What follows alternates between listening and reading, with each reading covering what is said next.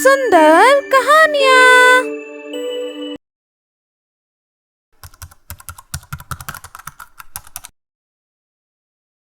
ये कहानी गुड़गांव में रहने वाले सुमित की है। सुमित गुड़गांव के प्राइवेट कंपनी में जॉब करता था। आज वह बहुत खुश था कि उसकी गर्लफ्रेंड रानी ने आज उसे मिलने के लिए सुंदर मॉल में बुलाया था। सुमित के लिए रानी ही सब कुछ थी, जिसे वह अपनी जान से ज्यादा प्यार करता था। आज मैं दिल की सारी बातें कह के रहूंगा। आज तो मैं उसे प्रपोज करके ही रहूंगा। उसके बाद सुमित तैयार होकर अपनी बाइक से मॉल की तरफ चल देता है। मॉल पहुंचकर देखता है कि रानी पहले से ही उसका इंतजार कर रही थी। सुमित के कुछ कहने से पहले ही रानी बोल पड़ी, मैं तुमसे कुछ कहना चाहती हूँ। कहो ना, मैं इसी दिन का इंतजार कई महीनों से कर रहा हूँ। मैं अब तुमसे नहीं बल्कि अपने ऑफिस में काम करने वाले राजू से प्यार करती हूँ। क्या? ये नहीं हो सकता। कह दो कि ये झूठ है। मैं तुम्हारे बिना जीने का सोच भी नहीं सकता हूँ। प्लीज ये मजाक मुझसे मत करो। मुझे अब कुछ नहीं कहना, मैं जा रही हूँ। और आज के बाद तुम मुझे कभी फोन मत करना। सुमित घुटनों पर बैठ जाता है और रानी का हाथ पकड़कर कहता है, प्लीज मुझे छोड़ के मत जाओ। मैं तुम्हारे बिना जी नहीं पाऊंगा। मैं तुम्हें अपनी पलकों पे बैठा कर रहूंगा। प्लीज मेरा हाथ छोड़ो। तुम्हें समझ में नहीं आता क्या? सुमित ने बहुत कोशिश की अपने प्यार को मनाने की, लेकिन रानी का दिल नहीं पसीजा। उसे सुमित के आंसुओं पर, उसके सच्चे प्यार पर कोई तरस नहीं आया। सुमित के अरमानों को अपने पैरों तले कुचलकर रानी अपनी नई राह पर चली गई और उसे सबसे ज्यादा प्यार करने वाला सुमित बस अकेला रोता रह गया और रोते हुए सोचने लगा, जिसे मैं सबसे ज्यादा प्यार करता हूँ, आज वही किसी और के लिए मुझे ठुकरा कर चली गई। मेरा दिल नहीं मान सकता कि रानी मेरे साथ ऐसा कर सकती है। मैं उसके बिना जीने का भी नहीं सोच सकता हूँ। वो मुझे इस तरह ठोकर मार कर चली गई जैसे उसके लाइफ में मेरी कोई वैल्यू ही ना हो। सुमित परेशान होकर मॉल के टेरेस पर चढ़ गया और अकेले ही शॉपिंग मॉल के टेरेस पर घूमता रहा। उसके चेहरे से उसकी निराशा और उसका गम साफ झलक रहे थे। कुछ बेचैन सा अपने विचारों में खोया हुआ काफी देर तक इधर उधर घूमने के बाद अचानक से उसके कदम रुक गए, जैसे उसने अपने परेशानियों, सारे दर्द का उपाय मिल गया था। मैं रानी की ये बेवफाई बर्दाश्त नहीं कर सकता हूँ। आखिर इस दर्द से छुटकारा पाने का बस एक ही उपाय मेरे पास कि मैं दुनिया ही छोड़ दूं। उसके बाद रोहित ने तेजी से अपने कदम बढ़ाए और वह कुछ ही पलों में उस ऊंची शॉपिंग मॉल की छत की रेलिंग पर जा खड़ा हो गया। रोहित ने आंसुओं से भरी आंखें बंद की और अपने इस दर्द भरी जिंदगी को विराम देने के लिए अपना आखिरी कदम उठाया।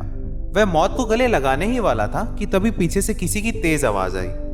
हेलो मिस्टर, क्या कर रहे हो ये? सुमित के कदम रुक गए। उसने पलटकर देखा, एक लड़की उसके बिल्कुल पास खड़ी थी और बोल रही थी, रुक जाओ, ये क्या कर रहे हो तुम? सुमित ने गुस्से में कहा, मैं क्या कर रहा हूँ? इससे तुम्हें क्या? तुम अपना काम करो।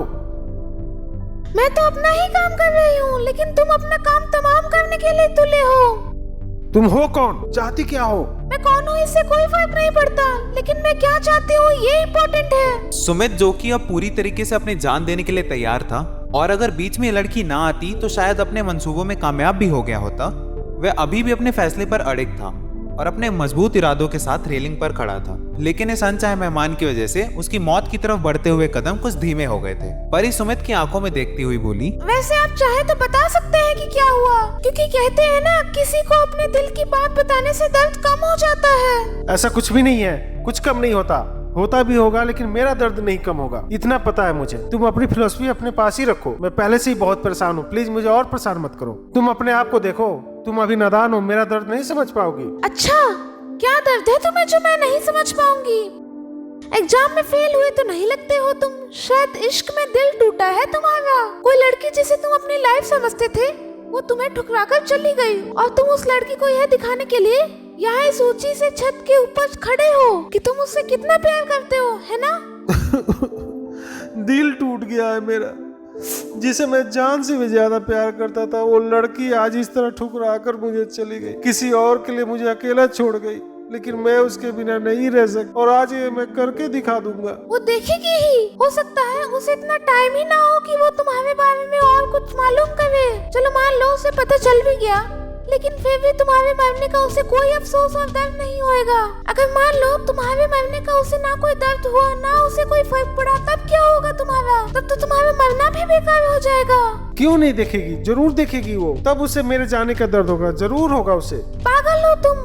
अरे अगर उसे तुम्हारी दूरी से इतना ही दर्द होना होता तो तुम्हें छोड़कर क्यों जाती? उसे कुछ नहीं फर्क पड़ेगा तुम्हारे मर जाने से। उसे कुछ भी फर्क नहीं पड़ता कि तुम मरो या जियो। लेकिन हाँ, कुछ लोगों को जरूर पड़ता है। वो जानते हो किसको? किसको?